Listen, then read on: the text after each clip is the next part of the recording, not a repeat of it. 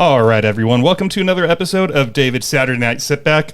This afternoon, I'm really honored to have Olivia McDonald, who is an entrepreneur, founder, and facilitator of the Activation Project. The foundation uses a blend of philosophical, and modern techniques to help you transcend your dysfunction and find your purpose. When Olivia is not working with her clients, you might find her riding bikes, reading, or traveling the world. She agreed to come on the show today to tell her story, and while I got some of the highlights, I'll be hearing most of the story for the first time myself. Can't tell you how grateful I am that you're here. The mission of this podcast is to light an internal fire within the listeners, and based off what I know, what we're going to talk about today, I feel like your story is going to accomplish that. So, Olivia, welcome to your episode of David's Saturday Night Sitback.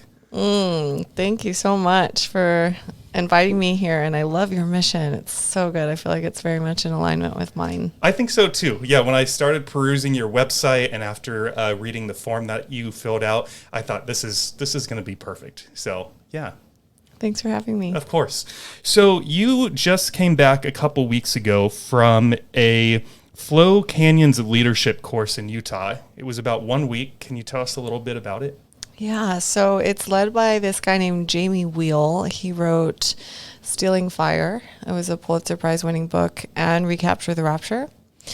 I read Recapture the Rapture when it first came out in 2021 after hearing him on a couple podcasts, and his message is really speaking to me around building ethical cults or culture, as he says, or communities. And that's something that I'm really passionate about. I was just about to host this summit all around building communities and had some really great speakers there. So I got his book, dived into it, and it felt like I was reading my own mind, like all the principles that he listed, the things to watch out for. And so I read that, and then didn't really think too much. I've heard him on a couple other podcasts here and there. Always really love what he says. But like a month ago, I got an invite to a live podcast recording that he did with the MAPS podcast. And again, talking about his book. I talked with him a little bit after, told him about the community I'm building, a little bit about my background, which we'll get into. And he said, I have this leadership training program. So I signed up for it. We went to the dark canyons in Utah, and I read Bill Plotkin's book, Journey of Soul Initiation, where he descends into the canyons and he does this whole vision quest. He gets his mythopoetic name, which is the name that describes his soul's purpose. And so I've always wanted to do something like that. And going into a leadership training was a big edge for me because of my childhood and growing up with every type of leader you can imagine, especially spiritual leaders. And then the whole container being around getting feedback. So both of those are like, things I've really struggled with in the past. Authority, feedback from said authority. Scary topics. Yeah. And community that I didn't create. So I was like, I think I'm ready for this. I've done a lot of like internal work. I've really liked his book. I don't really know him, but I'm just gonna take the plunge. And all of these signs were sort of pointing to that. And so we get there, they help us pack these huge, heavy backpacks, like 40, 50 pound backpacks with everything that we're gonna need for a week. We descend into the canyons, about 4,000 feet elevation. And we are carrying with us our tents, our pots, our pans, our food. And the way that he had it set up was that you're in these tent groups of 4. So 4 people dynamics, and it's all about how well you can work together, and the stakes are high. The environment is really rough. And so the leadership's kind of like watching and seeing like how well you can work together, how well you can lead a group or navigate or find the trail. So we had different like competitions on different days to see how well we could navigate through the canyons. And like how empathetic you are, reliable, credible, how self-oriented, meaning how selfless versus selfish. So I go in there, I got this, I have so much experience as a, leader in my community, and I'm like obsessed with competition. Yeah. I'm going to get the highest grade, the best score. So I come in like guns blazing, like super hot and heavy, ready to like organize like my little tent group. One of them had just been up all night facilitating ayahuasca, and the other guy had just like flown in from Israel, like, you know, with everything going on there, and like had 3 days of travel as opposed to 6 hours, you know, which it was supposed to be. And then we had an ex-Marine on the group as well, who was also just like me, like ready to go, like has tons of experience. Yeah. And I was like, the first thing I did was like, hey guys, can we huddle up and like strategize, you know? And they just are like not feeling it. And so that immediately started a little bit of like fissure in our group, where it's kind of like nobody is appointed leader, you know, like we're all just here together in the leadership training. So I was already just a little like, you know, and we like got down there, and that sort of set the tone to like what turned out to be a very challenging experience. Not in terms of like physicality and what we had to bring to the table and like carry stuff. And we trekked like 35 miles through that time, which I thought that was going to be the challenging part, like in the sleeping bag, out in the like freezing cold, laying under the stars. That turned out to be relatively easy compared to navigating the disharmony in our group, which thankfully, like, that was exactly what I needed. Like, all of the other groups got along so well. They worked together so perfectly. We got the lowest scores on all the things we were doing. And it was so tough for my ego.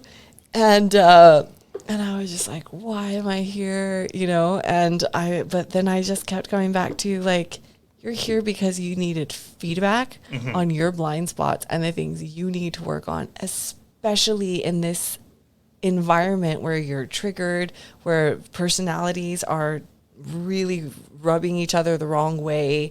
Like, that's where communities fall apart. And a big part of my building community is around conflict resolution. And I was just thrown into the fire.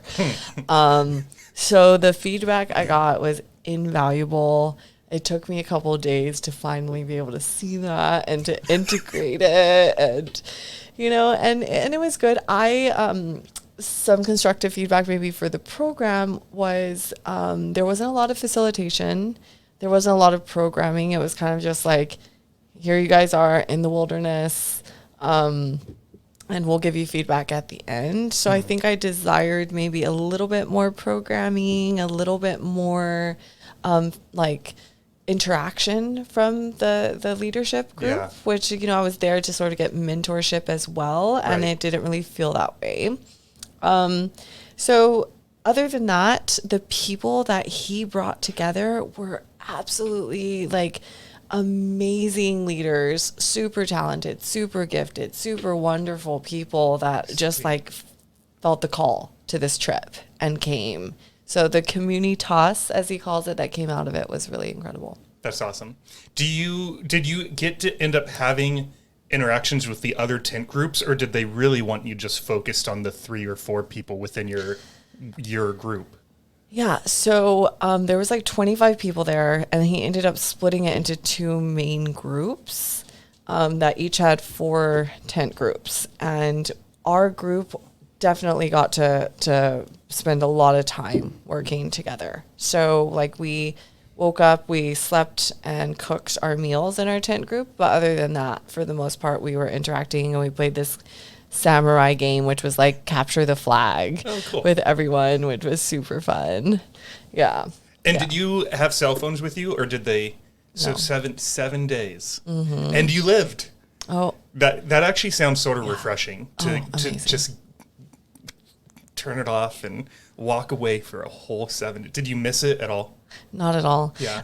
And that was a big selling point, I think, for a lot of people, is that digital detox aspect of it, because that's how he like promotes it. For me, like, I had gone to a silent meditation retreat right before that, and I didn't have my cell phone either.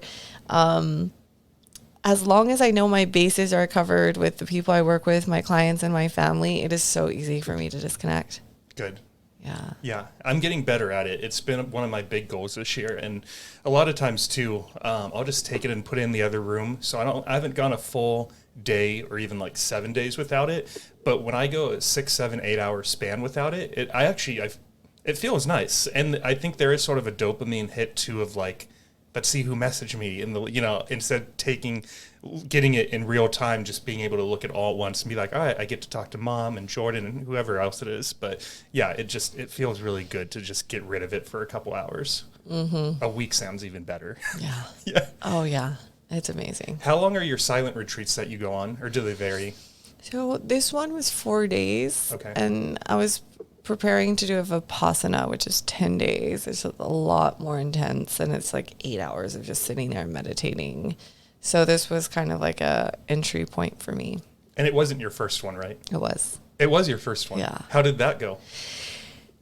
I got so much out of it, and it wasn't like a really intense, like we did chanting, we did yoga. So I was at an ashram called Yogaville in Virginia. Cool. And there is some weird things about it. Like a lot of the chanting we did was to their guru, which for me is sort of like old paradigm-y. Like, why are we singing songs of worship to this guy? Like, it just felt really weird. Interesting. So it's very like old kind of world. But I mean, seeing the people that live there give their service, like cooking the meals, you could tell it was like a super labor of love, like eating their food. And then my relationship with meditation was pretty limited. Like I had not sat for that long in meditation. And what was so impactful for me was being able to observe my mental loops. Like we have like 3 or 5 loops that just will keep coming back around. Like you're sitting there and it's like, like inserts itself and you're like, oh, there it is again. You know, you're like, my mind is really not that interesting once you like really sit there and observe. You're like, damn. So getting really honest with yourself is really helpful. Yeah. But then you get to like hold those loops like, okay, why does this keep coming around? Why is this so important? Is it because my mind really wants to find a solution? And so, yeah, what can come from it is just further acceptance of yourself. And you really are able to step into that observer space where you are not your thoughts. You know, that becomes really clear. But then you also have more understanding so much of why we distract ourselves. Grab our phone, watch Netflix, get on the phone talking to people, all the little distractions. That food, you know, that's a big one for me. Caffeine, food, that my mind likes to fixate on those things because it pulls me away from actually like sitting there and being present with my thoughts that lead to uncomfortable emotions. And those are the things that, you know, we don't want to feel. And so we escape. We look for so many different escape routes. Our minds are so good at wrapping around things. Yeah. And that's what you realize when you're in that place is all those things that your mind wraps around to pull yourself away from being present with what's going on. For about 18 months now, the closest form of meditation that I've been doing is I'll 3 to 5 times a week after workout, I'll go sit in the sauna for 20 minutes. I'll set a timer and then I won't look at it because I don't want to I feel like you're watching paint dry, right? Like that's just even more torture to sit in a hot room, but then to also just watch it go 1959, 58. So I'll turn the timer off, put the phone away. And for me, that 20 minutes is really difficult. And I don't think it's necessarily because of the heat. The heat definitely has a factor to it. You know, minute 15 to 20-ish, somewhere in there, you definitely, I can tell like, okay, we've got to be getting close to the end. And for me, it's not even like I'm thinking, oh, I wish I was watching Netflix, or oh, I wish I was playing that game on my phone, or oh, I wish I was working on the podcast. It's just very difficult for me to sit. And I am very active outside of those 20 minutes. You know, did a 75% day at work, and then I took the dog for a walk, and then I was doing final prep and setting up for this. So I am very much on the go, and I wonder if it's just as simple as that is the only 20 minutes outside of going to bed that I allow myself to just stop and do nothing, and maybe that's why I have such a hard time doing that. I don't know. I think that's a good point. And I think, yeah, it's like what you're in the habit of doing, right? But why is it so hard to sit in those moments? Is it because you have this driver that's like, you need to be productive, you need to be getting things done? Is it copious amounts of caffeine? Is it like... it could simply be the pre-workout. It could be, you know? That makes it really hard to sit still. Yeah. Yeah. I would play with it a little bit, see if you can extend sitting down a little past 20 minutes, maybe outside of the sauna. I would not recommend experimenting in the sauna, but outside, it's like, can I sit and still and in silence? Yeah. Because guided meditations, I realize, are major cheat codes. And that's what I'd been using, because that also is a way to distract yourself from just true meditation, which is being silent. Yeah. I do about once a month. I need to do this more, but again, I don't allow myself that time to relax. But there's this ASMR channel, which essentially, I guess, is guided meditation. But I do thoroughly enjoy that to a point where the last one I did, I can't sleep during the day for the life of me. Even if I skipped coffee and everything, no matter how tired I am, if the sun is up, David is not asleep. This thing put me to sleep. I fell asleep. It was about 27 minutes, and I fell asleep, I would assume, somewhere in the middle. And then I sort of woke up when it went silent. My brain realized the video ended. And I was like, wow, I just took the first nap in my life. That's wonderful. So that's been pretty fun. I've only done a couple of them, but I really enjoy them. Yeah, like yoga nidra kind of gets you in that super rested place. Yeah. Which is good. Yeah. The other thing I want to talk about before we dive into your story is you just went to a 2-day Women of the Rose ceremony. Could you talk to me a little bit about what that was and how it went? Yeah, so I came back from the canyon a little rattled, to say the least, because I had shown up as the problem child instead of the glorious leader that you were destined to be. Yeah. So I landed, and then the next morning went into this rose ceremony. And the rose ceremony is like this 8,000-year-old tradition, and it's all about balancing the masculine and the feminine. And it was so perfect. And, we sat with San Pedro or Wachuma and did rape, which is the tobacco that they blow up the nose, which just really grounds you. And it was all women. And it was exactly what I needed coming after that. And what I realized through that ceremony first was how much in my masculine I had shown up in, as a leadership, which is a lot of the example I've gotten in my life, is this really dominant, dark energy, masculine, militant, do this, we need a, super, structured, oriented, and not a lot of compassion, not a lot of softness or empathy or being in that witness. And so I can very easily get into that type of leadership. And what I've been wanting to lean more into is the feminine and finding that balance. Because when you think about it, we don't have a lot of examples, I think, when it comes to really strong female leaders that are not operating in their masculine or with their masculine traits. So it's cool to be able to see that even with the woman who was facilitating the ceremony, this beautifully integrated woman. So it was like a 24-hour ceremony. We took the Wachuma, and then we just had these different rituals.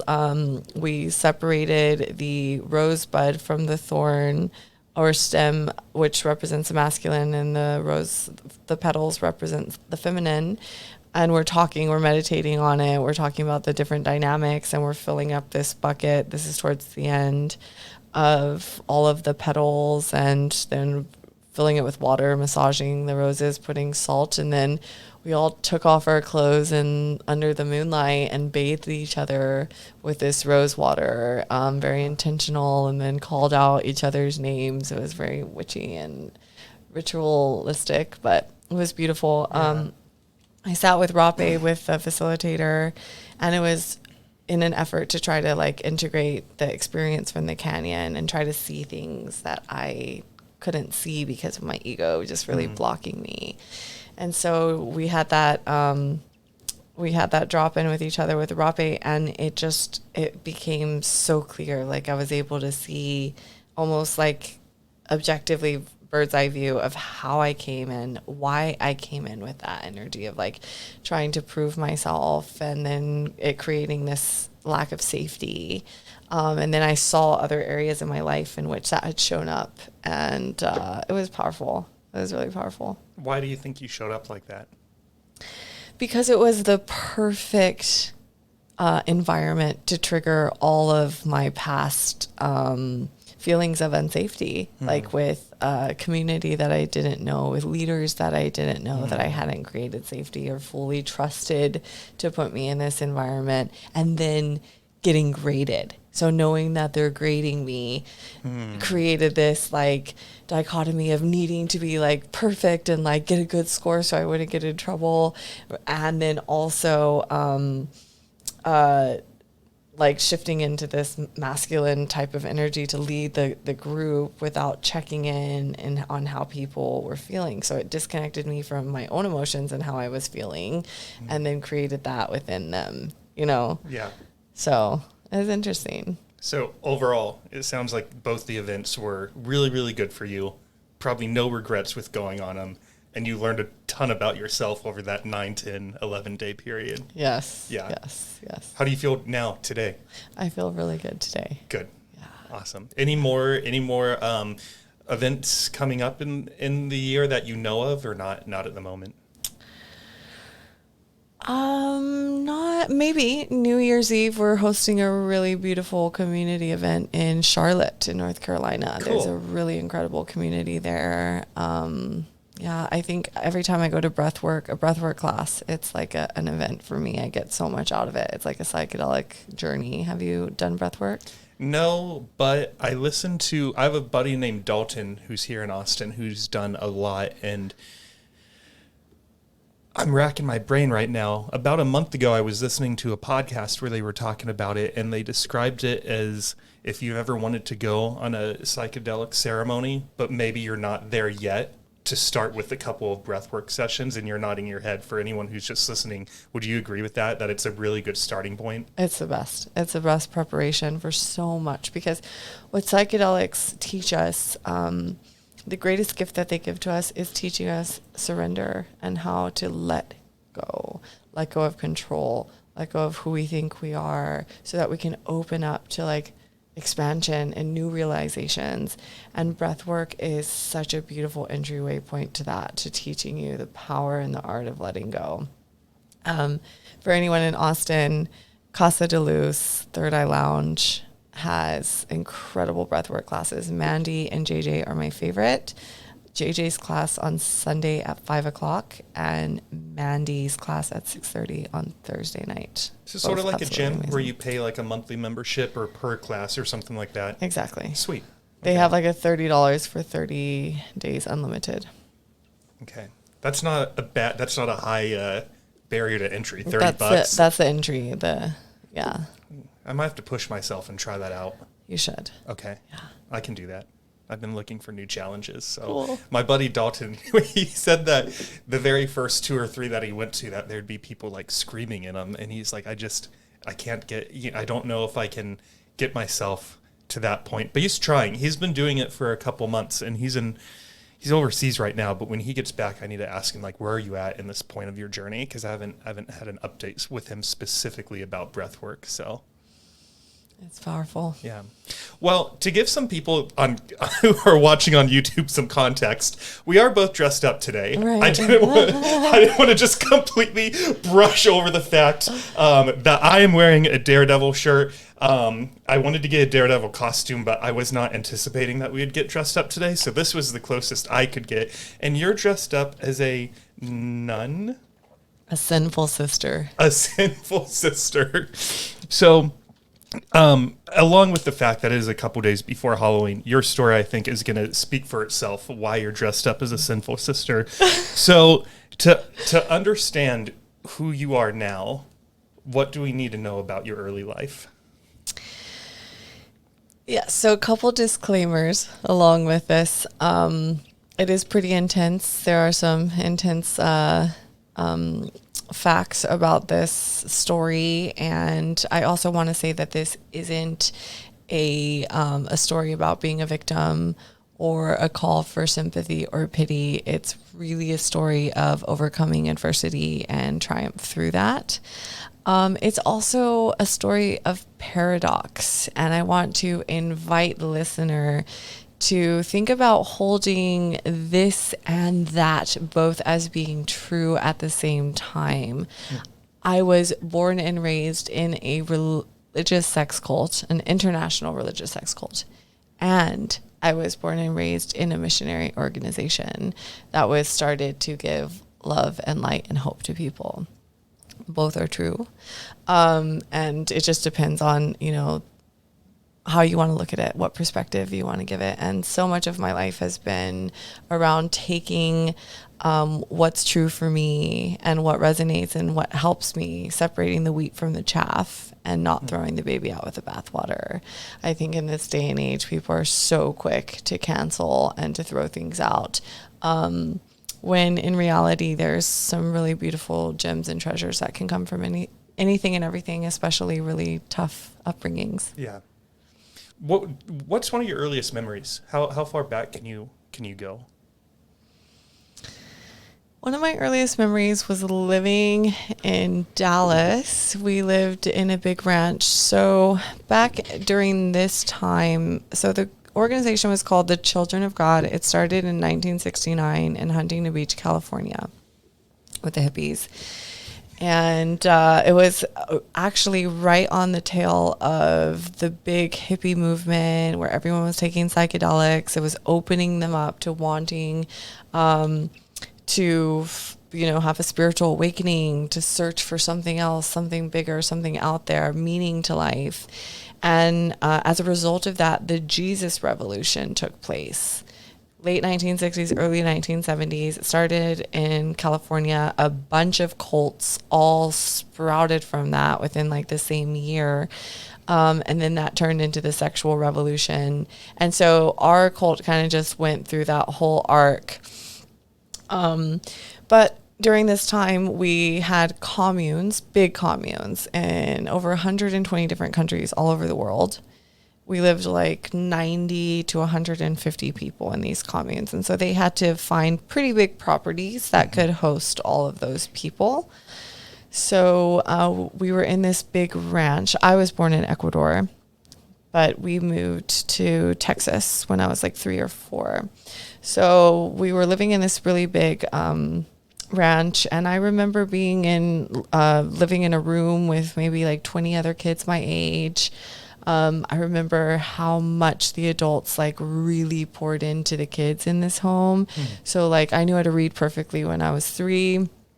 They really, really like cared about educating the kids. So like the babies would be on potties and they would be showing them flashcards, math dots, pictures of animals and getting their brains stimulated. And then the kids that were 5 and 6 were learning carpentry and how to cook. And so it was divided by age groups. You had the YCs, the MCs, the OCs, the Jets, junior teens, senior teens, and each of those groups of kids had teachers that were assigned to them. So that was actually a pretty happy experience overall, like being in that community. I think that was one of the best examples that I remember of the adults really like being purpose driven and the kids really like working together and being happy.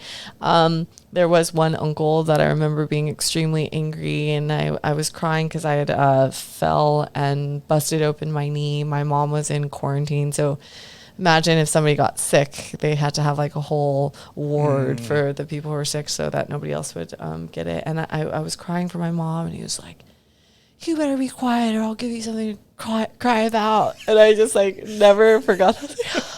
So, there was a lot of different types of parenting. And so imagine I grew up with like 50 uncles and 50 aunties that were all filling like a mother-father role, so it's like usually you grow up in a single family and you're imprinted upon by your mom and your dad. We were being imprinted on by like lots and lots of adults. So I've lived with thousands of people over the course of my life. That's really interesting. And so would anyone, whether it was the kids or the adults, would they leave the ranch very often? Obviously, like you need to go get food, but was it almost like sort of a hub, and you were also went to school there, or what was like your access on and off the ranch? That's a really good question. So I'll just say this. So I'll start answering your question by saying this is that, so David Bramberg, he was a cult leader. He was the one who started it. And when he first started, he set it up to be these like hubs of like big communes full of like tons of people working together. And that's really what it was operated as. Each center was autonomous, so they were responsible for supporting themselves financially. So the whole system was genius. I mean, this guy started this group where he had over 100,000 members all over the world. Nobody worked, so nobody had an actual job. Yet he figured out a system that made each of these centers self-sustaining and supporting themselves. So we had these centers called media homes in Japan and in Brazil and maybe Australia or France. And they produced all of these kids videos, tapes, posters, educational things about the end time or about Jesus. And they mass produced them. We would purchase them, and then the homes had different ways of selling the material. They would tithe 10% back to the top, and then they would keep 11% of it as seed money so that they could reinvest into more material. And so it was just a system that kind of like fed into each other and supported itself. Then he created the internal governing system. So it was a democracy. Everybody over 16 had a vote on who the spiritual shepherds were going to be, who was going to be in charge of, unless it was about finances, and you had to be 18 to vote. But who the governing body was going to be, and then what everyone's individual roles within the home was going to be. So it was pretty incredible how these big communes ran. Yeah. Pretty seamlessly in a lot of ways, and he micromanaged it to a T. Like he would communicate to the group by writing what were called Mo letters. He referred to himself as Moses David, and he would write these Mo letters every month to the whole group, and that would come. He would talk about his new revelations or the prophecy he had or dream he had, and then he would sort of organize the new wave of practices that were going to happen. And he would write about like how many like sheets of toilet paper each person could use depending on if they were going pee or poop, for instance. How much lipstick women could wear. So it was like very micromanaged to the T, but it actually worked to keep these like autonomous centers running with that many people who didn't have a job. So to answer your question, yes, we had schools within each home. Those homes were responsible for determining who the teachers were going to be, what the curriculum was going to be. I mean, we had a pretty standard curriculum that we used for all the homes. But you had people who were the provisioners. Those were the people that went out and asked for donations, food. So all of that stuff was donated to the home. We got free food that fed homes of like 100 or more people. Wow. We had mechanics that donated work. We had, everything, clothes. We had so food banks would give us food. So we had the full teams whose full-time job was to do the provisioning. You had full-time teachers, then you had the full-time spiritual leaders.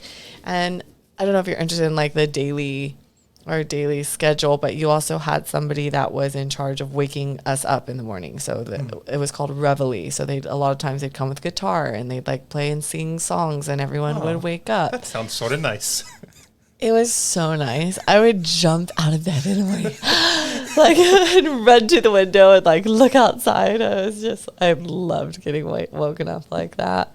But yeah, then we would have devotions all together where we would read an inspiration. We'd sing songs and we'd have breakfast, and then it was all hands on deck to clean. So we learned how to clean the house, clean toilets, do the dishes when we were also very young too. So it was all very self-sustaining. We went to school, then we had get out, which was exercise in the afternoon, and everyone would take off and do their roles.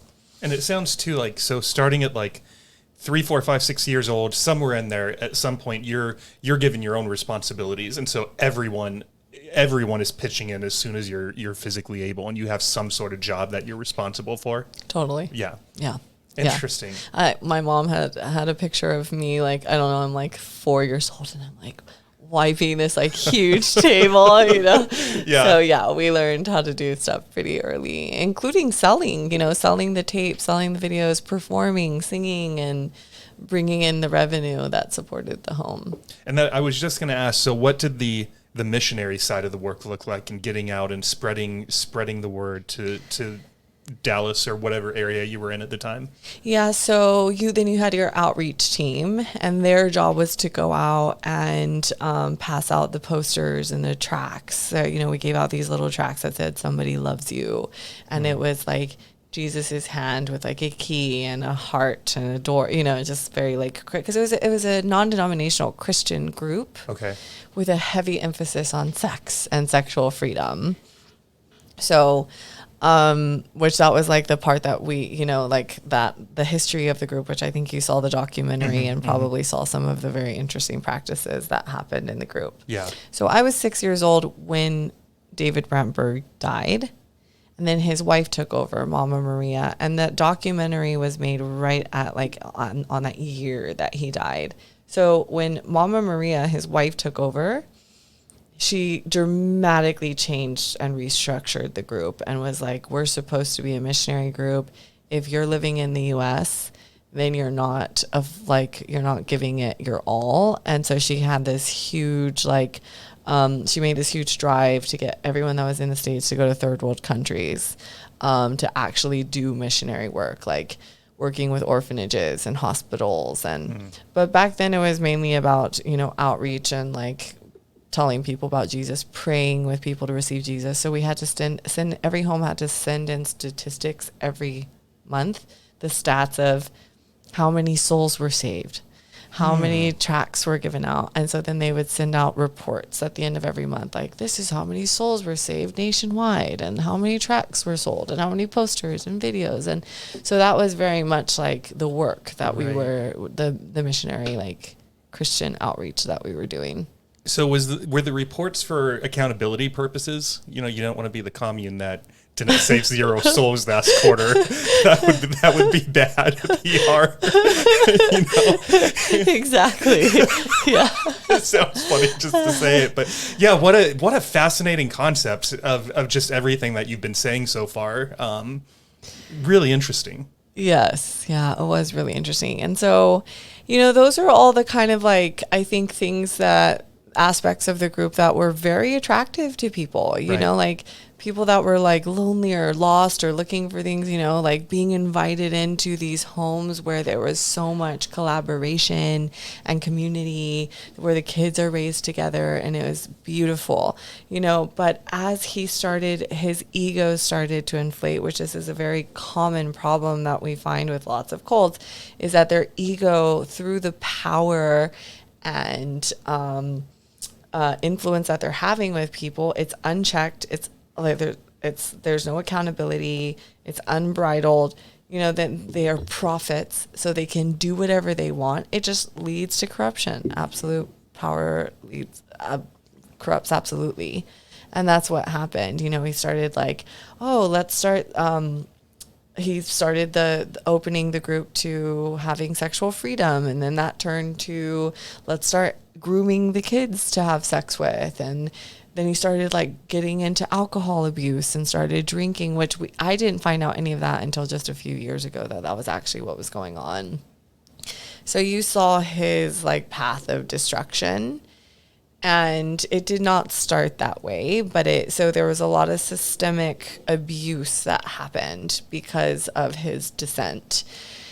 His wife took over. She tried to change everything. She tried, like, pedophilia became an excommunicable offense, but this is after lots of children had gotten hurt. And, you know, their forms of discipline were really hard. Like the spankings were really tough. You know, they would put kids on silence restriction for months if they asked the wrong thing. So there was some really, really tough parts of the group. Yeah. What was something that you would, like, 2 or 3 things that you could get disciplined for? Lying, being dishonest, walking in disobedience, and that could be just like with your attitude. If you had a bad attitude, one of the things that, even some of my family like had a problem with was, just not being happy and in the spirit and inspired all the time, and like having a tough day, which they're like, you're being down in the dumps, you need to get the victory, or you're being plagued by the devil, and just this total emotional bypassing, spiritual bypassing. You're wrong. What you're doing is wrong. Lots of like shame in regards to that. Hitting, stuff like that. But even just asking questions, questioning certain practices, certain beliefs was just like, you're a bad apple and you're going to poison the whole bunch, so we're putting you on silence restriction for a few months or whatever. And you had to walk around with a plaque that said, and it's so funny because here I am going to silent retreats, Right. The irony that something that was once used as discipline, you're now like searching it out. Exactly. When can I get this? I think there was even in the documentary they were talking about.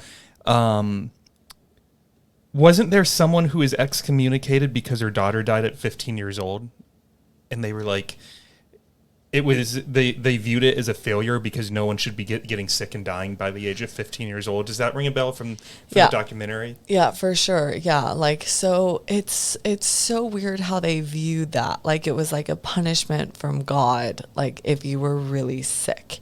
And we did not go to doctors. We did not believe in medicine or doctors or anything like that. So it was like either you got better through the power of prayer or you didn't. But there was a lot of shame that was like around, them getting sick because it reflected badly somehow on the group. And so she could have gotten help. She could have been saved because she had lupus, but because they didn't believe in the medicine. So that this was all in the time that he was in control. And so just some like really wacky stuff, like flirty fishing, which was a practice he started, which was basically religious prostitution, Why did he, well, I'm assuming he didn't explain himself, but do you know why they thought it would be a good idea to start grooming the children for sex? Did I word that correctly? I was trying to quote something you said a few minutes ago. Absolutely. Yeah. It's hard to know why exactly these cult leaders always go down this super devious sexual path when it's like, here you have a commune full of women, not to mention all the women in all the other communes all over the world that are like, Moses, David, we'd give anything to kiss your lips, and sending naked videos of them, and he had a plethora of all of the women and sex he could possibly have.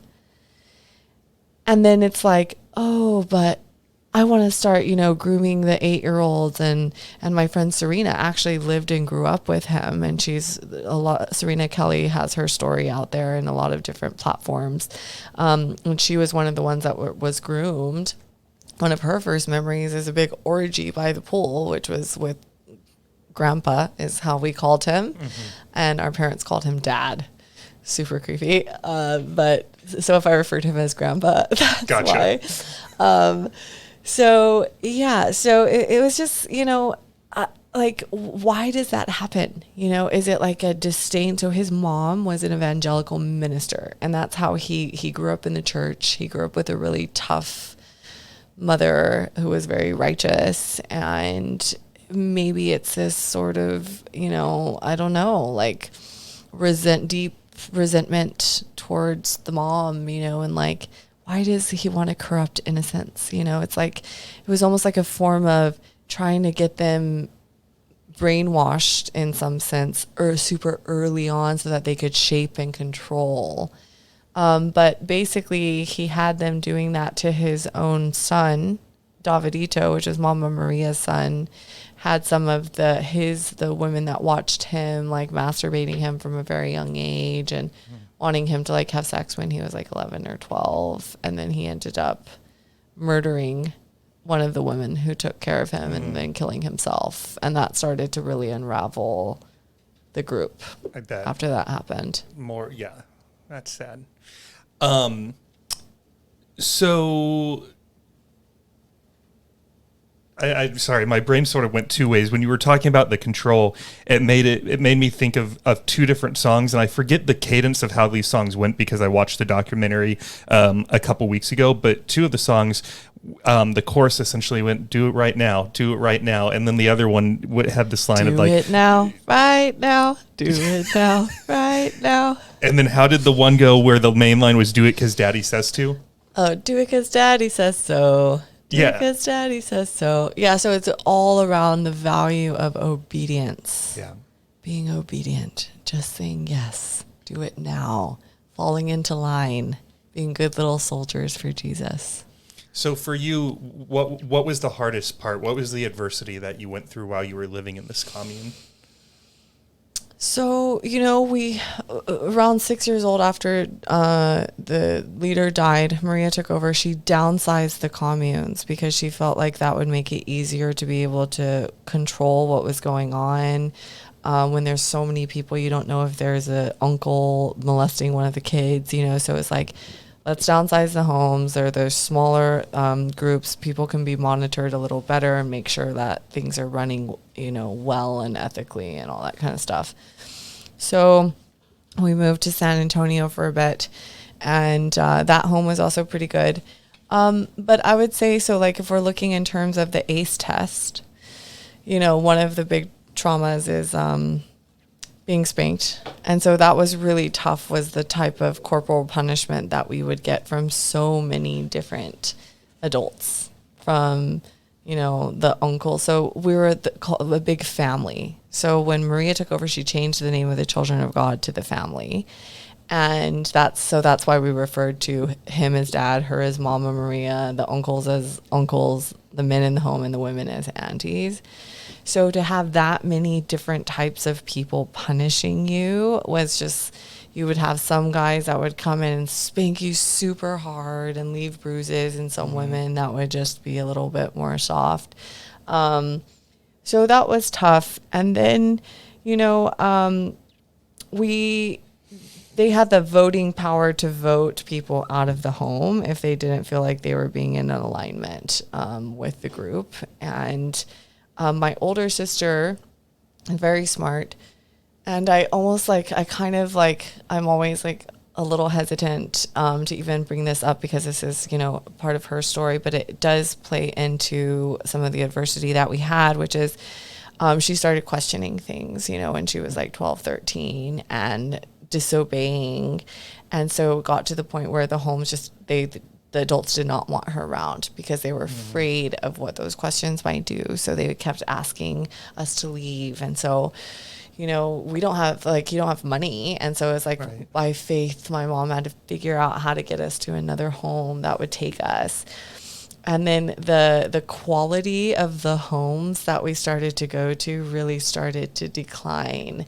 And, we ended up in some really rough situations in Mexico where the governing structure was like a mom and pop, what we call the mom and pop shop, where it was just one authoritarian dictatorship couple that just like ran the home, and they treated everybody in it sort of like they're slaves.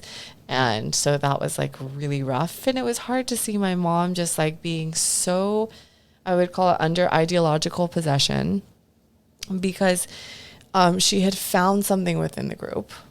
Jesus had changed her life, filled her with like this desire to give and be of service and, have this like purpose-driven life, and being so committed to that she was willing to endure all of this, like, like hardship and like even outright abuse to her children, because it was like, no, this is what Jesus wants me to do. And you see this everywhere with people with the church, where it's just like, no questions asked. It's like, no, Jesus wants me here, so I have to fall into line. And so seeing that was really tough. It created a lot of like feelings of autonomy and like having a very dysfunctional relationship to loyalty and what that even meant. So we ended up in some really hard situations that were pretty abusive with the adults. My sister, she finally left at 17. We were living in El Salvador at one of those homes. And so I decided at 15, I graduated high school. We were living in Guatemala. I decided I didn't want to be in the home anymore either. So I ran away, and I planned it for a time when the adults would be watching a movie. So they were allowed one movie night a week. And every month they sent out the rating list for the movies, like which age groups could watch what movie. And, you know, it's all very like Pollyanna and like very like good, wholesome movies or whatever. But the adults had their movie night. We lived in this home in the mountains in Guatemala with big iron gates and barbed wire all around it. And the guy, like one of the spiritual leaders, was the only person that had the key to get out of that gate. So I had his son go to his room, sneak the key for me. I packed my bags, wrote my mom a letter. I had somehow set up this whole escape plan for these guys to come and pick me up. I had them make fake papers for me that said I was 21 so I could work.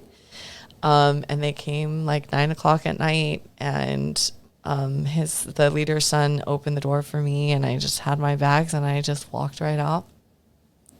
They picked me up and they took me to one of their friends' houses because they wanted to smoke some weed, and we're all there, and I just smoked a little bit of weed and super high, and all of a sudden we hear this like pounding on the door, and it's like another metal door, so it's like bam, bam, bam, and we hear someone shouting, and I'm like, oh my god, they found me already. I was so scared. And like, so somebody goes and opens it, and it was just their drunk friend. Turns out they told my mom that they couldn't go looking for me because they didn't want to bring any attention to the home there. So they never alerted the police. They never came looking for me. And my mom, that's another example of my mom just being like, okay, you know, like, I trust you.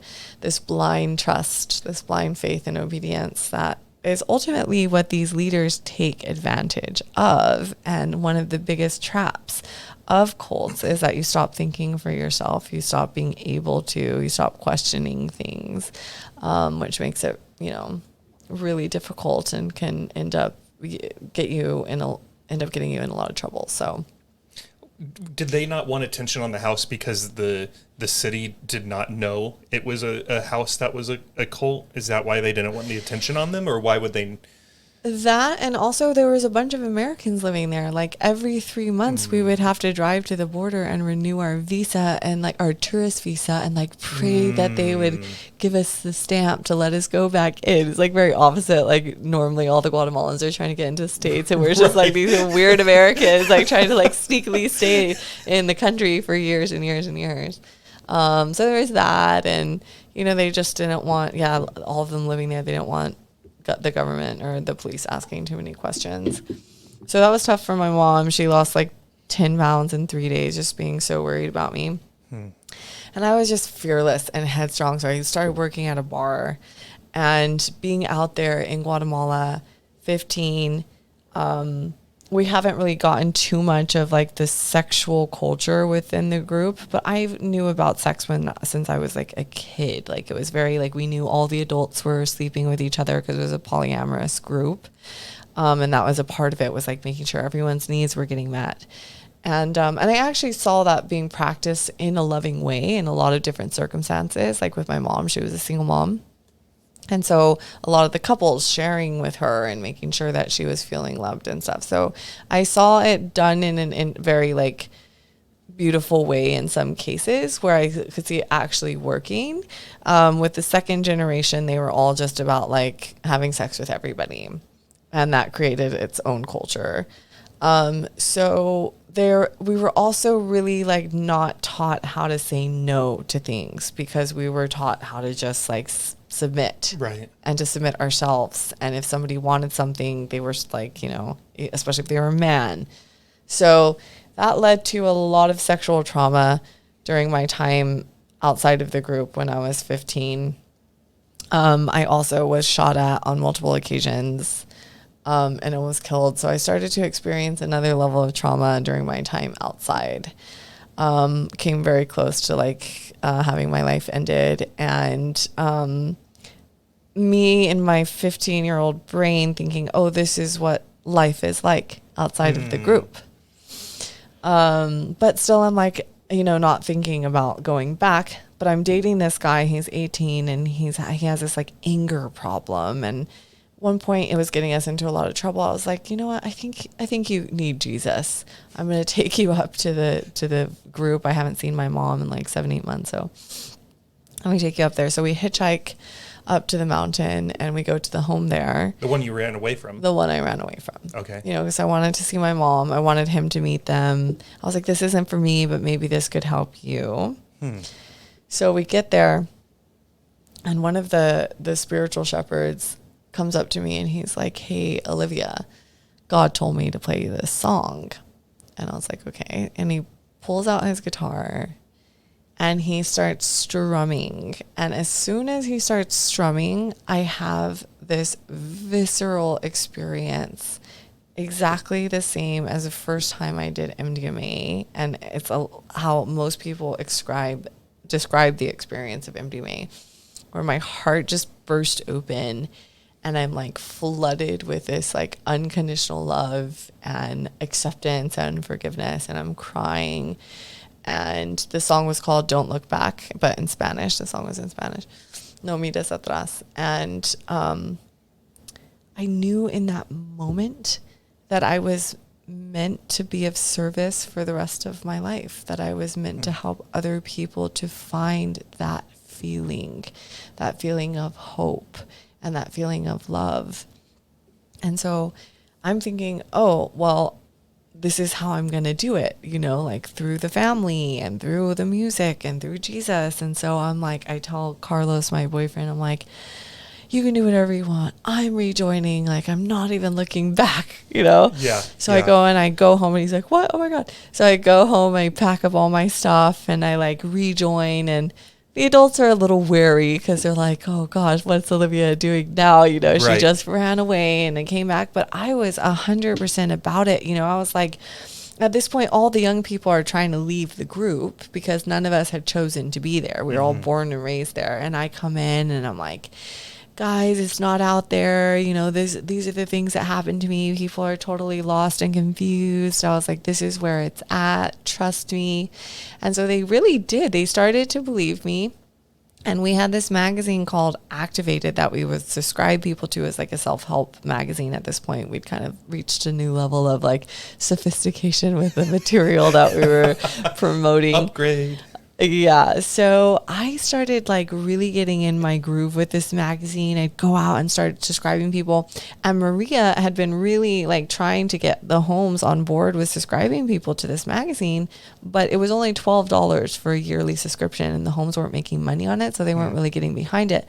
But I was like, I can do this. And I started getting tons of subscriptions. So it started this healthy competition with all the other homes, so much so that we became the #1 country in the world for selling magazines. Meanwhile, all the young people are kind of getting back inspired. We were doing Holy Ghost samples with sketches and music performances that were getting a lot of people wanting to join the group. So much so that one day Mama Maria shows up on the doorstep of our home in Guatemala, which was super crazy because she was living in hiding. Nobody even knew what she looked like. They would draw cartoons of her to depict her in the children's books and stuff because her and Grandpa had to be in hiding. They were evading taxes, which I found out later. We just thought that they needed secrecy or whatever story they told us.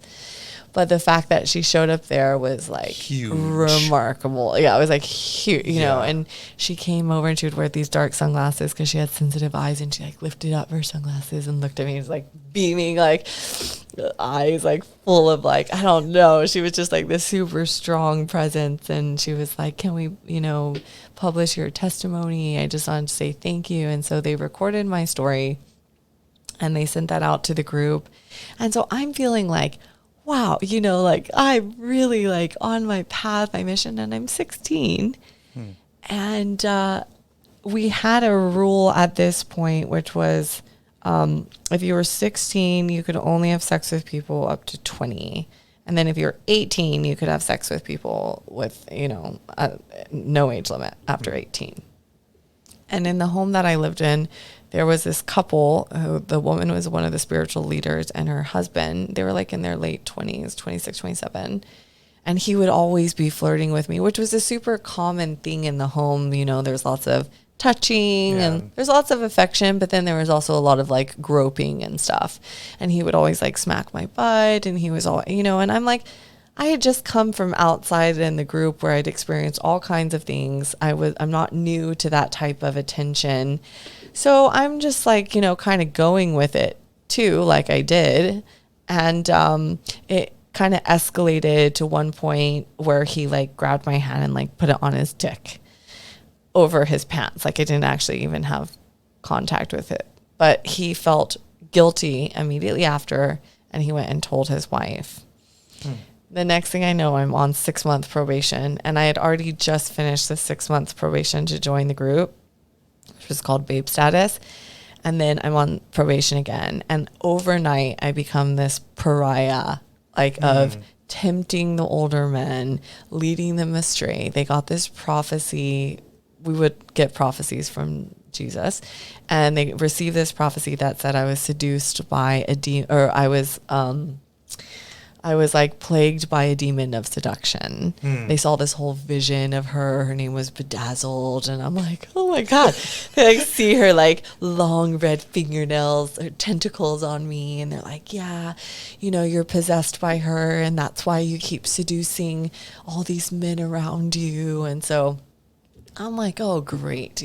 All of my energy just totally deflates. Everyone's looking at me differently. Everyone's treating me differently. I went from being like this, like super shiner for Jesus to being this like, yeah. So, I was like really discouraged. I'm like, I need to get out of here. So I finish out my 6 months of probation. And then I'm like, I applied for a home in Mexico City. So I'm 17. I go to Mexico City and I land in one of those mom and pop shops. Just like a really terrible situation where they have us like till going out at 6 a.m. to can at the stoplights, begging for money. We're like this group of really young, beautiful women and girls, all very young. And we're coming home and the guy's yelling at us for not making enough money.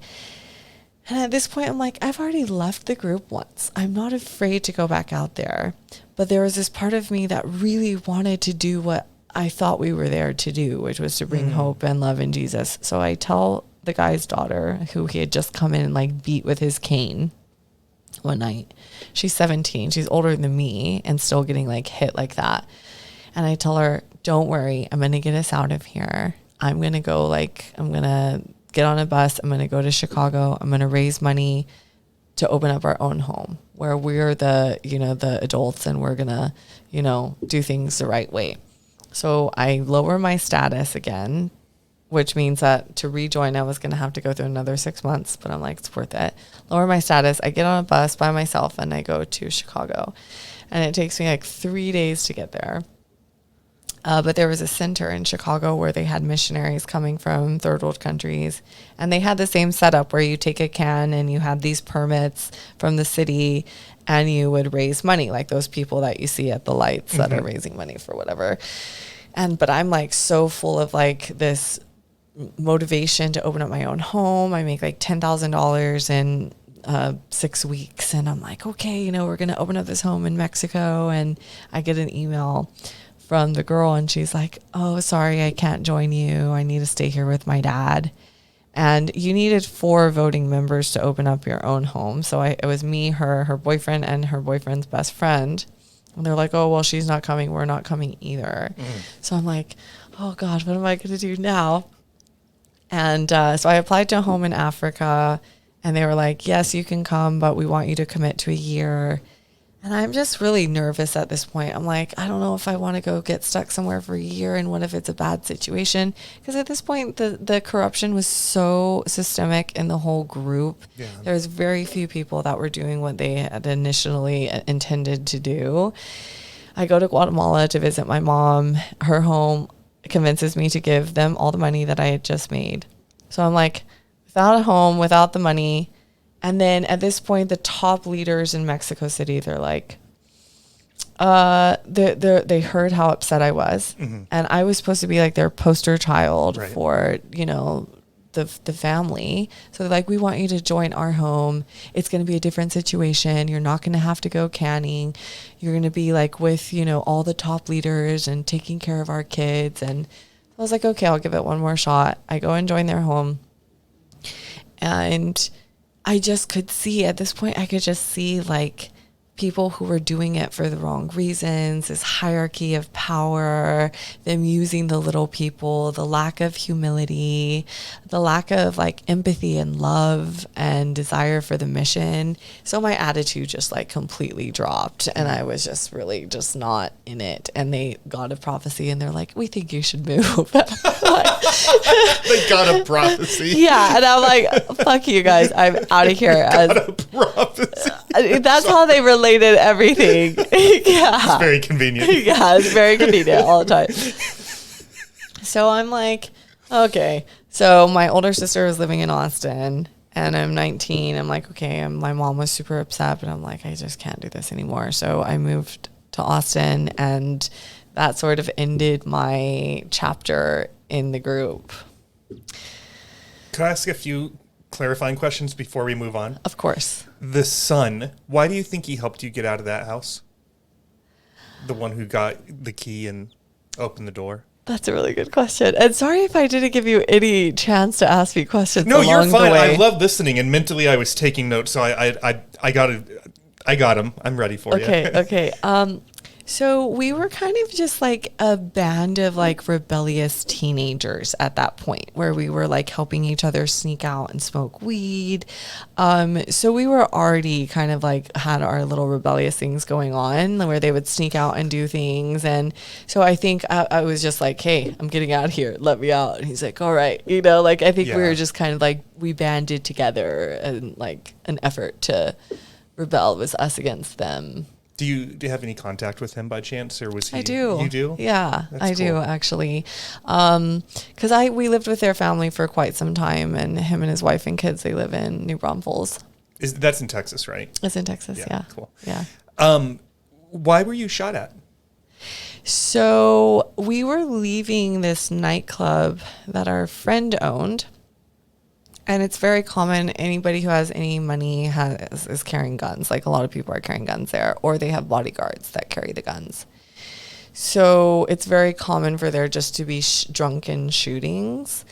And we were leaving this nightclub. We wanted to go to a convenience store to get some snacks. And it must have been like 2 a.m. So here's the club. Here's the convenience store. And then there's a row of parked cars and a chain link fence. So we walked in between the chain link fence and the cars to get to the convenience store. And as we're coming out, one of the guys that he had an altercation with inside the club was coming out to look for him.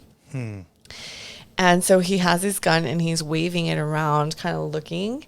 And then he sees us coming, but it's dark and there's a street lamp over here and there's the light of the club shining on him. So we're like kind of in the shadows in between those two lights. So he sees us and he starts shooting. And we just he's probably like 4 parked cars away from us. The length of 4 parked cars. And so we hit the ground and we crawl under our bellies under the car. And he's like cussing. And so he starts shooting at the ground. And so we see his feet coming closer. The bullets are ricocheting on the ground. And in that moment, I was like, God, please get us out of here. I had to pray to her. I was like an atheist or whatever, but not in that moment. And so he's like shooting at the ground. And he's coming closer and closer. And right before he gets to the car that we're under, and he knew we were under one of the cars, he just didn't know which, his car of bodyguards drives up and they yell at him in Spanish. They're like, the police are coming, you need to get in the car. And they pulled him and they drove off. So it was like super close. Another time we were in this little area that had a string of bars. And the tables were like really low and then they had big windows. So you're right at these like street level windows. And and we had all these beer bottles on the table, and there was just a drive-by shooting, and they shot in and like busted the beer bottles on our table, like right where our knees were. Another week, one of my friends got shot there just the same way. So, I mean, it's dangerous. Third world country. Yeah. Why did you go to Chicago specifically? Because Chicago had this fundraising home that was dedicated to help people to raise money so they could take it back to their home. And I knew the guy who ran it. Gotcha. Yeah. Wow. So you're 19 when you showed up in Austin, you said? 19. And your sister you said her name is Mary? Miracle. Miracle. Yeah. So you're here with Miracle, 19 years old in Austin, Texas. What happens next? So I go through the biggest identity crisis of my life. Like, I had already thought I had found my purpose, my path. I had been on it. And then all of a sudden I'm like out in the system. So we called anybody, like the people outside of the group, the system, and the people were the systemites. So the systemites living in the system, in the rat race of the matrix, right? You know, like, I'm here. That's funny. That's how they painted it. Totally. But it makes it not appealing. So that way you just want to stay in the house. Of course. Yeah. Yeah. I mean, and in a way, there is a lot of people that are really living their lives like that, you know, without a purpose on this rat race. It's kind of like the Matrix in some ways when you look at it that way, for some people. But I didn't know how to do anything. I didn't know how to drive. I didn't know how to get a lease on something. I had no job history or even idea how, you know, like how to work a regular job. I didn't get any of the cultural references at all because we never watched TV. And so it was like, I was just like a complete sore thumb everywhere I went. And that was like really tough. I had to learn how to do all of these super basic things that everybody just knows how to do. So back then you had to get a contract for a cell phone, but you had to have like credit history. And so it was just all very complicated. And then just like figuring out what I was going to do with my life. You know, I thought I already knew what I was going to do for the rest of my life. Right. So I decided to go to school for psychology. Had to overcome a lot of like hurdles in terms of like integrating into society. And I realized pretty quickly that what people love to do in Austin at that age was drink. So I started getting into drinking, and that was the one time that, like, you know, I felt kind of like normal, or like I was doing something that was relatable to other people. And like, I felt a little bit more comfortable in my skin around people. So I definitely went down this super alcohol infused rabbit hole of just like drinking to feel normal or to feel okay. And eventually started doing drugs to feel the same way, like cocaine and ecstasy, and just like 2011, 2012, where that was like all the rage in Austin. And started like really spiraling in some ways, you know, through this process, but always, and I think it was even harder because I had found my purpose at such a young age, that it was like the disconnect from myself, my true self, was so painful that the whole experience just became so painful. And I was like totally lost. And then we got a call that my mom, who had left the group at this point, so the whole group disbanded in 2011 because of, pretty much, like, that was the start of when Davidito killed his nanny and then killed himself. And then people started asking questions like, what really is going on? Hey, Dad, you're okay, buddy. Come here. In Was case you guys, scary? I think the mics might have picked that up, but we just got a huge clash of thunder, and my co-producer got a little upset. But sorry, buddy. Come here. Come closer. Come here. So cute. Oh my God. So he died, and you said he murdered a woman and then committed suicide, and that was in 2011, and things just unraveled after that. It was before that. It happened like in 2005 or two, before I left the group. And they spun their whole narrative about why it happened, and then it became sort of clear after I had left what had really happened. But honestly, I didn't want to look at the dark side of the group until I did my first MDMA therapy session. Was the first time I actually faced the dark side. because before that, I was like, oh no, I was born and raised a missionary. My mom was amazing, super sweet and loving. I felt like I had a leg up for most people because, like, you know, I'd lived in so many places. I spoke multiple languages. And so I didn't want to see that, the bad side of childhood, which is actually the case with so many people. So many people don't want to believe or think that they experienced trauma. They don't want to blame their parents for something. They're like, no, my parents did the best thing the best thing they could.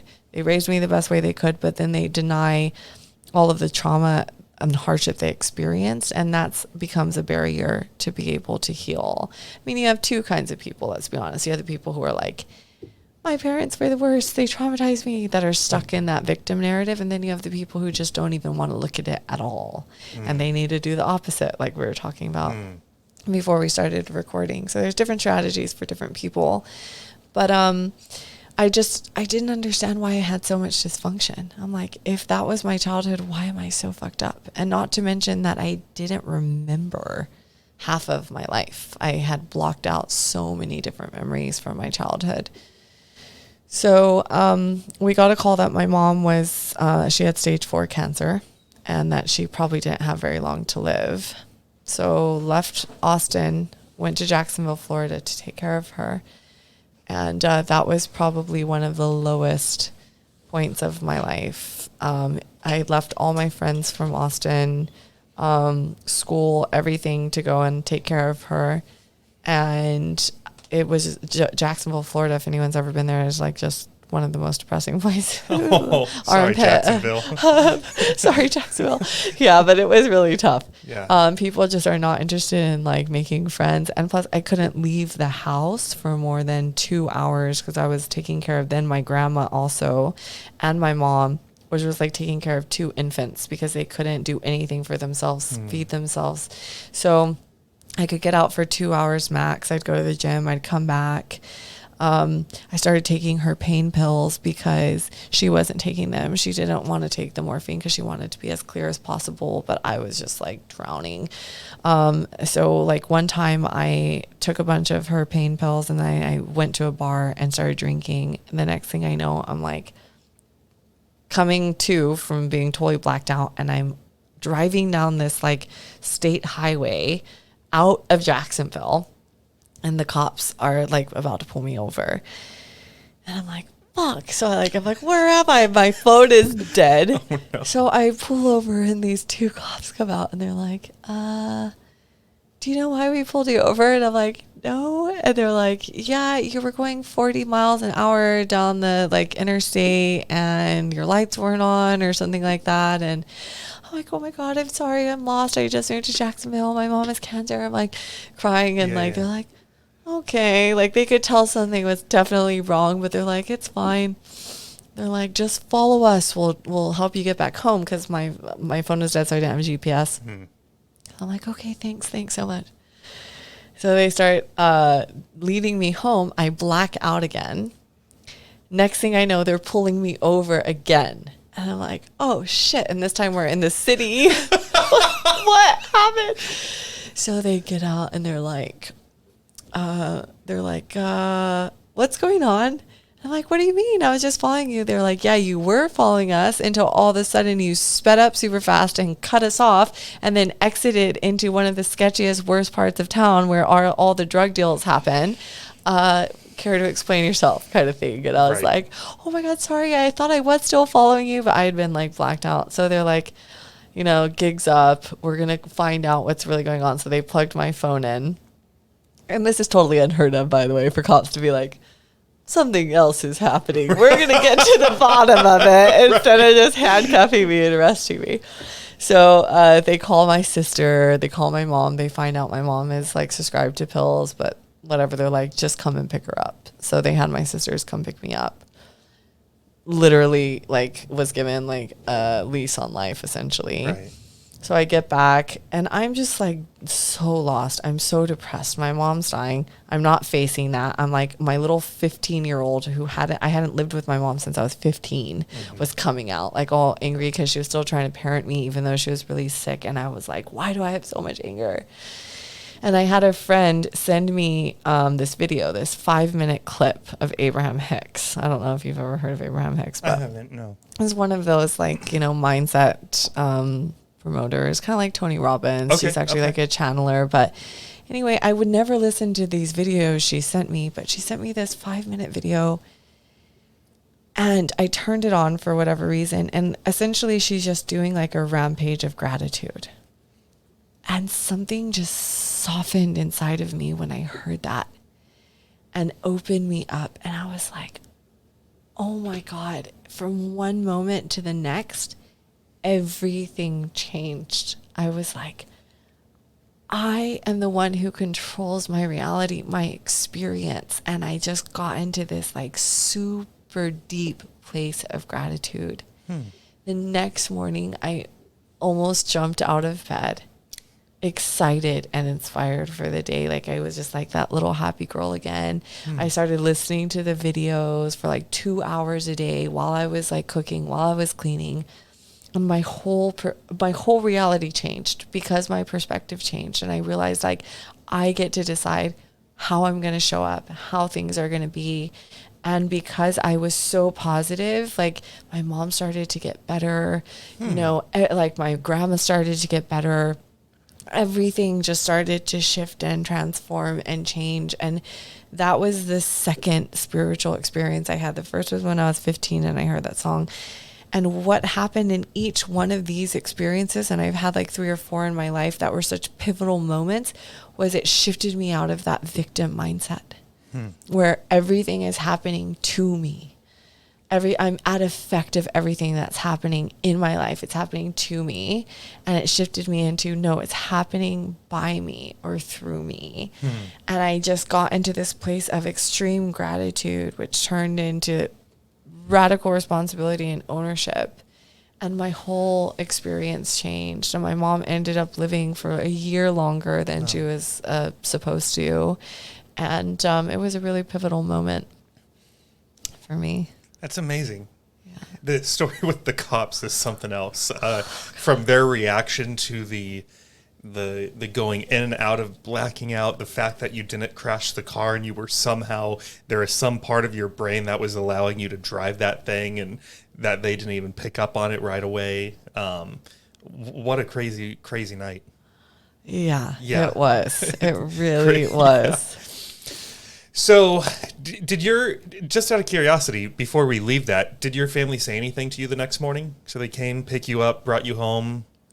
Or was it the very next day that you saw the video, or was that a little bit while later? It was a little while later. Okay. No, my family was just like at their wits' end with what to do with me. So like my little sister, she was in a long-term relationship and she was summa cum laude going to school. We really wanted her to focus on that. And then my older sister had a daughter that she was supporting and working. So I was the middle one that was the only one that was like really able to be with my mom and grandma full time.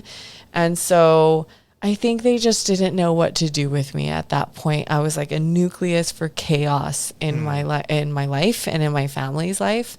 And they were subjected to my pendulum swing mood swings of like anger. Like I had a problem with rage. I would fly off the handle if I was triggered, and just super like dysregulated. And when I was good and happy, it was great. But when I was like troubled and sad, it was really tough, so they just didn't know what to do. They gave me a hard time, but I was so strong-headed and rebellious at this point and just like didn't give a fuck and like didn't understand what was wrong with me.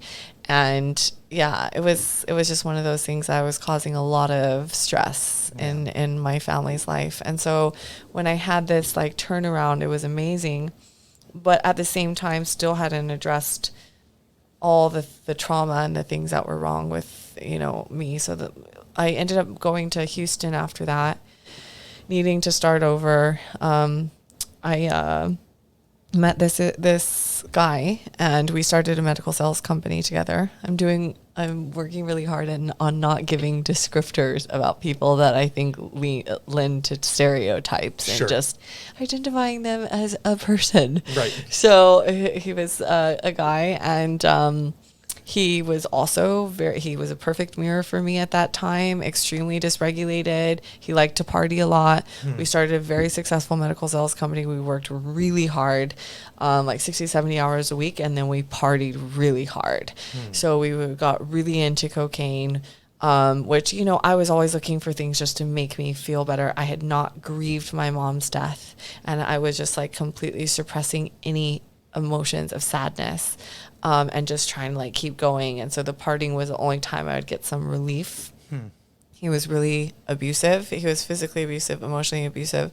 And at this point I was just like, I'll accept any type of love that I can get. And it felt like that was my only option and haven that I had, because all of my family was so independent. We all had to figure out how to make it in this life, you know, by ourselves. Yeah. And so that was really tough. I learned a lot about business, and I was learning things through that time, but it was also just in compounding trauma and terrible experiences and creating this like complete like fragmentation in my consciousness and my psyche. And we finally had this super explosive breakup. I took half of the company and I went to Austin. Moved back to Austin. And I was like, I'm going to get my revenge by being more successful than him. I was, talk about that like dark masculine leadership. I was really hard on my sales representatives, like numbers, money. I became the mom and pop shop. Yeah. I became all of the things that were just like, that created so much hardship for me because I was so disconnected from myself. And that was tough to see all these relationships that I had crumble and fall and burn so many bridges because I didn't have the right tools for communication. And I mean, the dysfunction was wild. And I think he wanted to talk about the ACE test or the statistics for trauma, but these were all basically... I was a statistic at that point with all of the like dysfunction, economical, behavioral, social, emotional that comes from trauma and just like having no idea what was going on. Yeah. So I finally did get a DWI, which, is a long time coming. God knows. And this is like, I'm still running my company. I was always really good at working hard and hustling. So I had like 5 businesses at this point. I get a DWI and it was this big wake up call, and the lawyer recommended I go to AA. And I'm like, okay, if you think it's going to help with the court or whatever. And I go in there and I just knew that I was supposed to be there. And I ended up doing the 12 steps. I got sober. I had another spiritual experience because at this point I'm already like totally back in my victim and like all these people abandoned me and left me. And I'm talking to my sponsor and she's like, did you ever stop to think that maybe you abandoned them first for drugs and alcohol? And the light bulb went off and I'm like, oh my God, it started to unravel everything. I'm like, yes, it does. It's me. Like, I'm the reason why my life is like this, And so that helped me take ownership again. And I started really like diving into these high level coping mechanisms, yoga, working out, eating healthy, being sober. And it was really helping in a lot of ways. Except for that there was still a bunch of trauma that I didn't look at, that I didn't understand. So I still had anger problems. I still had dysfunction in my relationships. So I was sober for about 2 years. And at the end of those 2 years is when I started hearing about psychedelics and the power of psychedelics and the power of psychedelic therapy. I learned about MAPS and it just started planting the seed of like, maybe this could help, because I'm still like at a loss to what's going on. Like, and even in psychology with therapists, so many of them are not familiar with the ACE test. And there's still a lot of big question marks. And actually right now we're really fortunate because so much new research is coming out and it's more clear than it ever has been in history of trauma and what it does and the results of that and how it shows up and how to heal from it. But even back then, it wasn't spoken about that much. Yeah. So I was like, maybe this could help. And then right around that time, a really good friend of mine who was MAPS trained asked me if I wanted to do MDMA therapy. Mm-hmm. And I was like, yes, absolutely. And he said, do you want to take the ACE test? And I was like, oh, that's for trauma, like big trauma. I don't need to take that.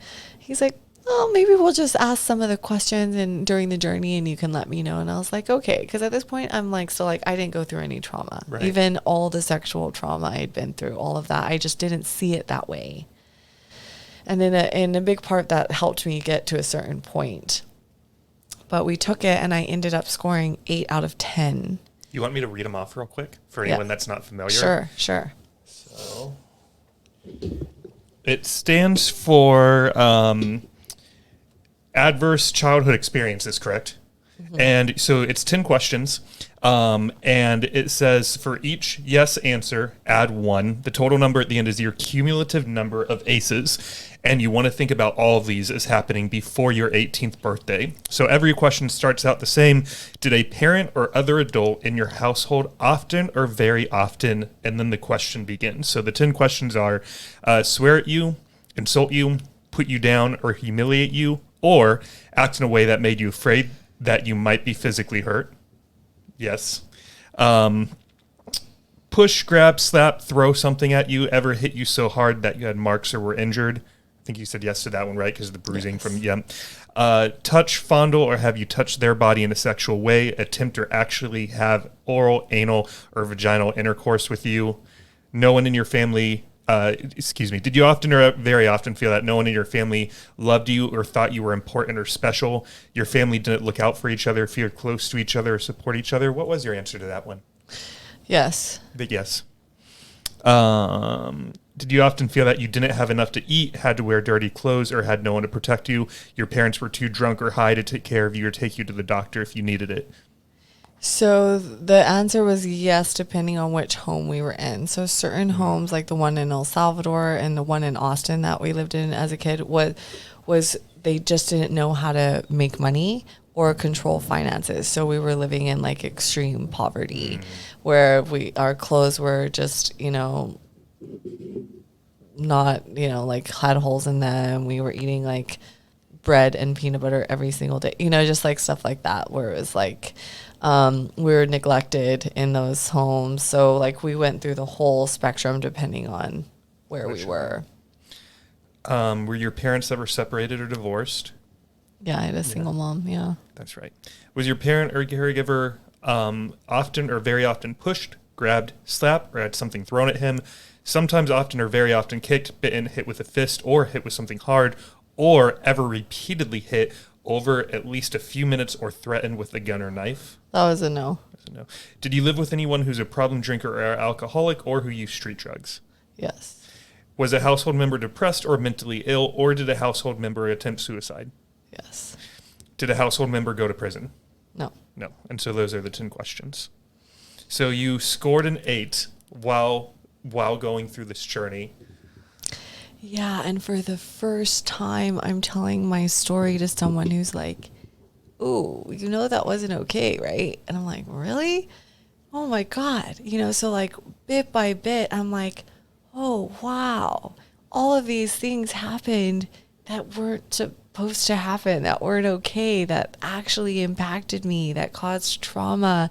And that's why I have all of these like dysregulated emotions and I react so strongly to things. And it felt like this huge weight of guilt and shame were like lifted off of me because I had been bearing all the responsibility, especially with all the anger that I had for my mom that I didn't understand as she was dying. Like, why am I so angry? Why can't I get over this anger towards her?